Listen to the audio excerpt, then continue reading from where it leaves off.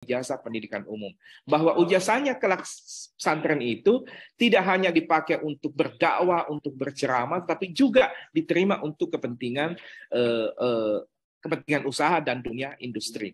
Lalu kemudian seperti apa penguatan kualitasnya, menjaga kekhasannya, pesantren bukan menyeragamkan, lalu menjaga independensi dan bukan mengintervensi sama sekali. Dan yang sangat penting adalah bahwa pesantren harus tetap menjaga komitmen kebangsaan.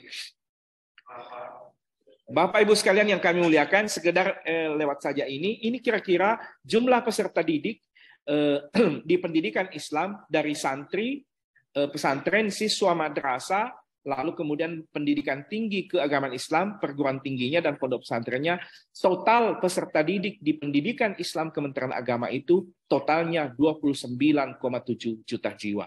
Ini luar biasa.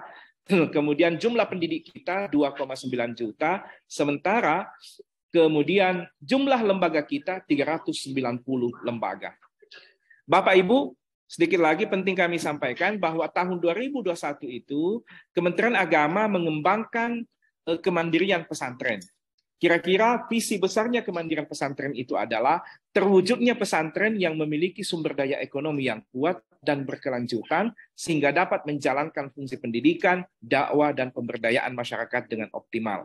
Maka kemudian kita tetapkan bahwa penguatan kemandirian pesantren itu ada 4 kategorinya.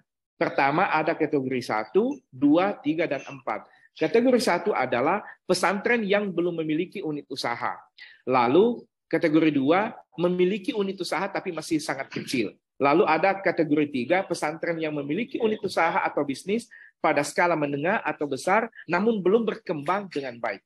Lalu yang keempat ini yang kita harapkan misalnya di Jawa Barat itu pesantren Al-Ittifaq di Ciwidey. Kita harapkan bahwa pesantren nanti kemudian di Sidogiri, alhamdulillah Sidogiri juga nanti menjadi narasumber. Kita berharap bahwa nanti pesantren bisa minimal sama dengan Sidogiri, bisa benar-benar mandiri. Lalu kemudian tahun 2021 ini, alhamdulillah kita sudah melaunching peta jalan kemandirian pesantren. Kita juga sudah melaunching pesantrenpreneur. Bagaimana kemudian pesantren itu memiliki usaha-usaha. Lalu 2021 kita bantu 100 pesantren. 105 pesantren untuk mengembangkan usahanya. Tahun 2022 ini Bapak Ibu sekalian, 100 pesantren yang mendapatkan bantuan tahun 2021 itu nanti kita akan berikan bentuk badan usaha milik pesantren. Lalu kita akan melaunching gerakan santripreneur, juga ada launching platform digital ekonomi pesantren, dan alhamdulillah tahun 2022 ini kita akan kembangkan 500 replikasi pesantren. Sampai nanti tahun 2024. 2023 ini akan ada 1.500 pesantren yang akan kita bantu kemandiriannya baik tipe 1, 2, 3, dan 4. Lalu kemudian tahun 2024 juga demikian. Sehingga totalnya kira-kira akan ada 4.000-an pesantren kurun waktu 4 tahun yang akan kita kuatkan ekonomi pesantrennya. Bapak Ibu sekalian, ini sekedar menyampaikan bahwa tahun 2021 inilah wilayah-wilayah kepulauan yang dibantu kemandirian pesantrennya. Di Kalimantan 14 lembaga, Sulawesi 13 lembaga, Sumatera 14 lembaga, Jawa dan Madura 57 lembaga, dan Bali Nusa Tenggara ada 6 lembaga. Jadi total tahun 2021 yang kita bantu kemandiriannya 105 pesantren. Kemudian Bapak Ibu sekalian, sedikit lagi kami sampaikan.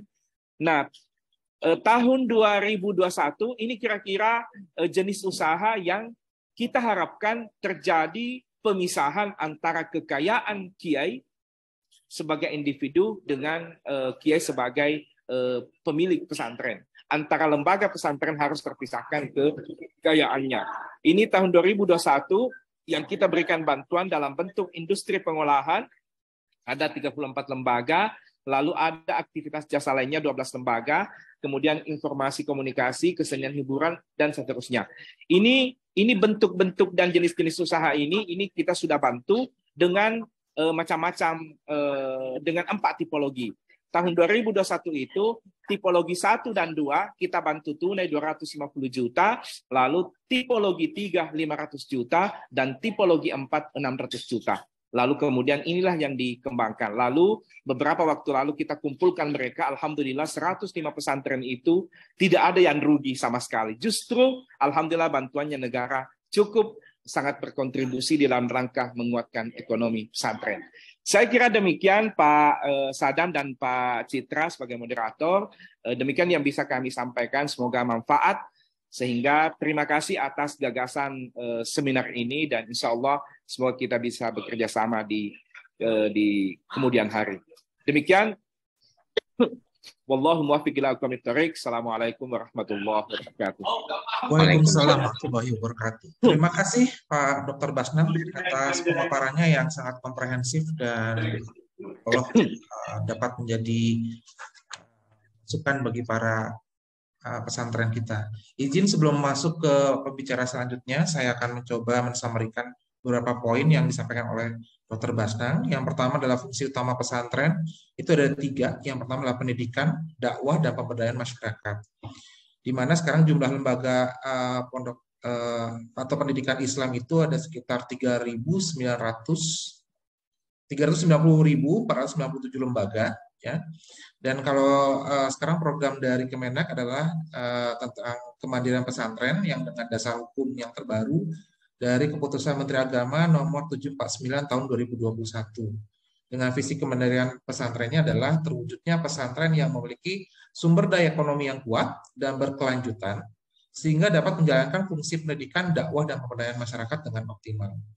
Lalu tadi disampaikan juga oleh Dr. Basnam ada pesantren percontohan di tahun 2021, ya kurang lebih ada 105 lembaga dan tersebar di seluruh Indonesia. Dan lapangan usaha yang paling banyak dilakukan oleh pondok pesantren percontohan itu adalah industri pengolahan dan perdagangan. Demikian untuk summary yang bisa saya sampaikan dari materi yang diberikan oleh atau dipaparkan oleh Dr. Basnam.